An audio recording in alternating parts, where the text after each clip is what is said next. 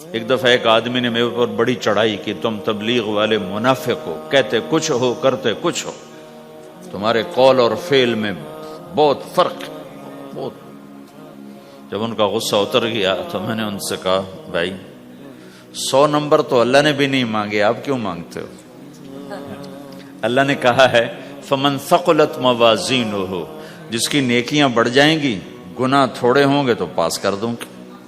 تو 100 نمبر تو اللہ نے بھی نہیں کہا کہ ایک گناہ تیرے کھاتے میں نہیں ہونا چاہیے، 100/100 نمبر لے گا تو جنت دوں گا، نہیں تو ریپٹ مار کے جہنم میں ڈالوں گا۔ تو 100 نمبر تو اللہ بھی نہیں مانگتا، اسے پتا ہے میرا بندہ کمزور ہے، کبھی گناہ کرے گا کبھی نیکی کرے گا۔ تو وہ کہتا ہے جس کے پاس 51 نیکیاں ہوئیں اور 50 گناہ ہوئے تولوں گا تو 51 جھک جائیں گے نا، 50 معاف۔ مثال دے رہا ہوں میں، ہمارے علاقے میں ایک زمیندار تھے، وہ ذکر بھی بہت کرتے تھے، گالیاں بھی بہت دیتے، ادھر سبحان اللہ تیرے فلانے، الحمدللہ کے ساتھ ایک پھکڑ تولتے تھے، ساری زندگی وہ ایسا ہی کرتے رہے۔ جب وہ فوت ہو گئے تو کسی نے ان کو دیکھا تو انہوں نے پوچھا کہ میاں صاحب آپ کے ساتھ کیا ہوا، آپ تو گالیاں بہت دیتے تھے۔ خود انہیں یہ پوچھ رہے آپ تو گالیاں بہت دیتے تھے تو آپ کے ساتھ کیا ہوا؟ کہ اللہ تعالیٰ نے میرے ذکر اور میری گالیوں کو تولا تو میرا ذکر بڑھ گیا تو میری بخشش ہو گئی۔ اللہ نے بھی کاؤنٹنگ رکھی ہے، پرفیکشن مانگی ہی نہیں۔ اگر اللہ پرفیکشن مانگتا تو پھر آپ کہتے تم کرتے کچھ ہو کہتے کچھ ہو۔ اگر میں کہتا صحیح ہوں تو ایک نیکی تو کر رہا ہوں، اور کرتا نہیں ہوں تو ایک گناہ کر رہا ہوں۔ کیا پتا میرا رب میرے کہنے کے تو فعل میرے نہ کرنے کو معاف کر دے۔ بس ایک صورت میں ہے کام خطرناک کہ اگر میں اس کہنے سننے کو اپنی دنیا بنانے کا ذریعہ بنا لوں پھر خطرناک ہے۔ تأمرون الناس بالبر وتنسون انفسکم وانتم تتلون الکتاب، وہ یہ آیت ہے۔ لیکن اگر میرے اندر اخلاص ہے تو پھر میں انسان ہوں، کبھی اچھا کروں گا کبھی برا کروں گا، لیکن میرے ذمہ صدا لگانا ہے۔ تو بھائیو اس تبلیغ کے کام کو کرتے رہنا اس سے ایمان بنتا ہے، ایمان سے دین وجود میں آتا ہے۔ دین کے 2 حصے ہیں، ایک عبادات ہے جس میں نماز سب سے اہم ہے، پھیری پہ ہو گھر پہ ہو نماز نہ چھوڑو۔ رمضان کے روزے ہیں، اللہ پھر رزق زیادہ دے دے، حج کرو زکوٰۃ دو، لیکن عبادات بڑی محدود ہیں اور اس میں کثرت اللہ نے مطالبہ بھی نہیں کیا، بلکہ اللہ تعالیٰ نے اس میں اعتدال ہی کو پسند فرمایا ہے۔ اللہ تعالیٰ نے ہمارے نبی لمبی لمبی نمازیں پڑھتے تھے تو اللہ تعالیٰ نے روک دیا کہ ما انزلنا علیک القرآن لتشقی، میرے نبی میں نے تمہیں قرآن اس لیے نہیں دیا کہ تو لمبی لمبی نمازیں پڑھ کے تھکتا رہے، درمیان نہ چل۔ اللہ کے نبی نے تبلیغ میں زیادہ زور دکھایا تو اللہ نے اس پر بھی کہا فلا تذهب نفسك عليهم حسرات، اتنا غم نہ کیا کر کے تو خود ہی ہلاک ہو جائے، نہیں ایسا نہ کر۔ تو عبادات محدود ہیں اور اس میں اعتدال مطلوب ہے۔ سارا دن مصلی پہ بیٹھنا یہ اللہ نہیں دیکھنا چاہتا، اللہ یہ دیکھنا چاہتا ہے کہ تو باہر جاتا کہ میں دیکھوں کہ اب تو کیا کرتا ہے۔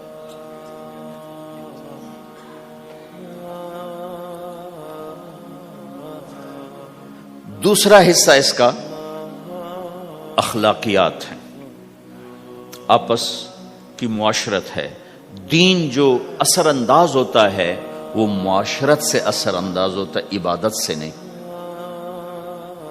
عبادات سے نہیں۔ عبادت تو مسجد کے اندر ہے یا مصلی پر گھر کے اندر ہے، روزہ اندر کی چیز ہے، حج بیت اللہ میں ہے، زکوٰۃ مسلمان کو دی جاتی ہے۔ تو دنیا میں دین پھیلنے کے لیے اور اپنوں کو دین کے قریب کرنے کے لیے جو سب سے بڑا عمل ہے وہ بھائیو اچھے اخلاق ہے۔ یہ دوسرا حصہ میں آج بیان کرنا چاہتا ہوں۔ اللہ کے نبی نے فرمایا ایو عرل اسلام اوثق، مجھے بتاؤ اسلام کا سب سے مضبوط عمل کیا ہے؟ تو صحابہ نے کہا الجہاد، یا رسول اللہ جہاد۔ اسلام کا سب سے مضبوط عمل کیا ہے؟ صحابہ نے کہا جہاد، تو آپ نے کہا وحسن وما هو به، ہاں جہاد بہت اچھا عمل ہے لیکن سب سے بڑا عمل نہیں ہے، سب سے مضبوط عمل نہیں ہے۔ ان کا جی الصلاۃ، نماز، تو ہم نے کہا ہاں وحسنۃ وما هي بها، نماز بھی بہت اچھی چیز ہے لیکن وہ نہیں جو میں پوچھ رہا ہوں، سب سے اعلیٰ، سب سے اوپر، سب سے مضبوط نہیں۔ تو انہوں نے کہا جی الحج، حج، تو آپ نے کہا حج بھی بہت اچھا عمل ہے لیکن وہ نہیں جو میں نے پوچھا ہے۔ پھر صحابہ نے کہا جی روزہ، آپ کا روزہ بھی بہت اچھا ہے لیکن وہ نہیں جو میں نے پوچھا ہے۔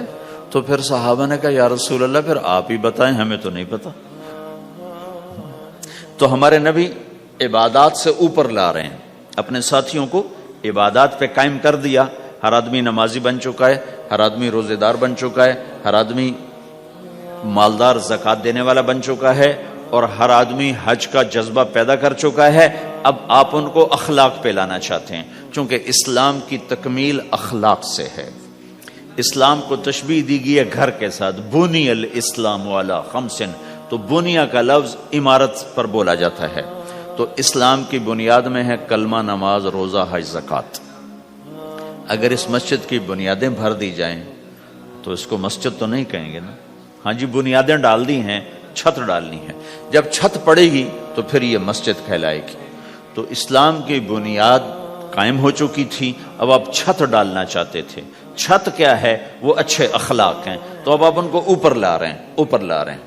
تو آپ نے جب پوچھا تو انہوں نے وہی کہا جو انہوں نے ابھی سیکھا تھا، نماز، روزہ، جہاد، حج، لیکن آپ نے سب کی نفی کر دی، نہیں یہ بھی نہیں، یہ بھی نہیں، یہ بھی نہیں، یہ بھی نہیں۔ اچھا یا رسول اللہ آپ بتائیں، تو آپ نے فرمایا ان اوثق عر الاسلام الحب للہ والبغض للہ، اسلام کا سب سے مضبوط عمل وہ آپس میں اللہ کے لیے محبت کرنا ہے۔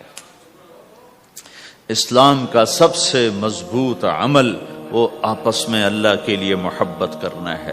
اسلام کا سب سے مضبوط عمل وہ محبت ہے، اللہ کے لیے بغض ہے، اللہ کے لیے محبت ہے، یہ اسلام کا سب سے مضبوط عمل ہے۔ تو بھائیو، یہ چھوٹا سا معاشرہ اسلامی بن جائے، اس کے لیے بنیاد میں نے پہلے بتا دی، اب چھت بتا رہا ہوں، وہ ہیں اچھے اخلاق۔ اللہ تعالیٰ نے جب ہمارے نبی نے نماز لمبی پڑھی تو اللہ نے کہا درمیانی پڑھو، میں نے ابھی بتایا۔ تبلیغ میں دکھ زیادہ جھیلا تو اللہ نے کہا درمیانہ چلو۔ لیکن جب اللہ کے نبی نے اخلاق بلند کیے، اخلاق، تو اس پر بھی اللہ تعالیٰ فرماتا میرے نبی ذرا اتنا نرم نہ ہو، تھوڑا سا سختی دکھا، آنکھیں دکھا، تھوڑا شوں شاں کر ہیں۔ تو میرے رب نے کیا کہا؟ واہ، میرے رب نے آپ کے اخلاق کی جیسی تعریف کی ہے، آپ کے کسی عمل کی ایسی تعریف نہیں کی۔ نماز کو کہا معتدل، اعتدال، دعوت کو کہا اعتدال، اور اخلاق کو کیا کہا؟ انک لعلی خلق عظیم۔ اور اس کو طاقت پہنچائی قسم اٹھا کے، نون، پھر قسم اٹھائی قلم کی جو علم کا ذریعہ ہے، والقلم وما یسطرون، مجھے قسم ہے قلم اور اس کی تحریر کی، ما انت بنعمت ربک بمجنون وان لک لاجرا غیر ممنون۔ ان دو آیتوں کو چھوڑ کر اگلی جو آیت آ رہی وانک لعلی خلق عظیم، اے میرے محبوب میں قسم اٹھاتا ہوں قلم اور اس کی تحریر کی، تیرے اخلاق بڑے عالی شان ہیں۔ یہ نہیں کہا تیرے اخلاق بڑے عالی ہیں، انک لعلی، علا، علا کا یہاں بہت عظیم الشان کردار ہے۔ علا یہ بتا رہا ہے کہ اے میرے نبی، جتنے اخلاق تصور کیے جا سکتے ہیں وہ سب تیرے تابع ہو چکے ہیں، اور تو ان پہ سوار ہو چکا ہے، تو ان پہ چھا چکا ہے۔ علا چھا جانے کے لیے ہوتا ہے کہ تمام اخلاق تیرے غلام ہو چکے ہیں۔ ایک دفعہ آپ نے فرمایا اچھے اخلاق 360 قسم ہیں، 360 قسم، 360 صفات کا مجموعہ اچھے اخلاق. کوئی ایک صفت کسی کو مل گئی تو جنت میں چلا جائے گا. تو ابو بکر رضی اللہ عنہ سامنے بیٹھے تھے, کہنے کہ یا رسول اللہ افی منہا شیء, ان 360 میں کوئی میرے اندر بھی کچھ ہے؟ تو آپ نے کہا تیرے اندر سارے کا سارا, کوئی کمی کوئی نہیں, پورے. یہ آپ نے اور کسی کو نہیں کہا, صرف آپ نے یہ ابو بکر سے فرمایا کہ ابو بکر تیرے اندر پورے اخلاق 360.